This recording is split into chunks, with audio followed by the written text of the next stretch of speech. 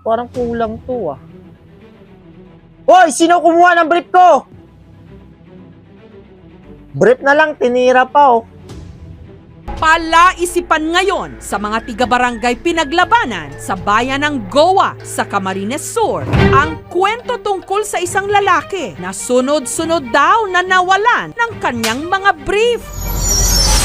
Sabi niyan po sa may salog, yun, sa may tubig, malapit sa tubig. Matangas yung ilong niya tapos matangkad siya. Gwapo. Nakatext ko na po dati. Natunto ng aming team ang lalaking ito, si Rico. Masama raw ang kanyang loob dahil sa 2 linggo, umabot sa 15 ang nawawala niyang mga damit panloob. At nawala raw ang mga ito sa pagitan ng alas 7 hanggang alas 10 ng gabi. Paisa-isa lang po. Tuwing naliligo po ako, tapos pagkasampay ko sa labas, may isa talagang nawawala. Hindi ko nga po alam kung bakit. Ngayon, natuto na raw siya ng leksyon. Sa loob ng bahay na lang siya nagsasampay. Yun nga lang, nasundan pa rin ito. Isang gabi po na umuwi ako,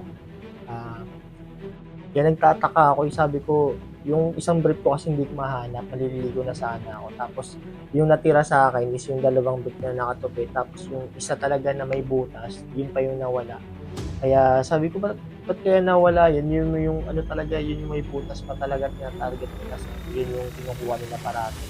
Tapos sabi ko, nakalak naman yung bintana namin, nakalak yung pintuan. Kaya sabi ko, hindi na ata to biro. Parang may pumapasok na talaga sa bahay namin.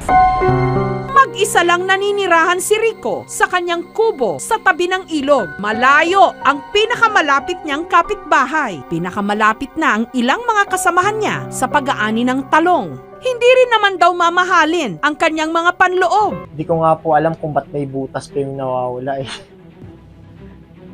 Pagamatawang tawatsak ang iba sa kanyang problema, si Rico hindi natutuwa.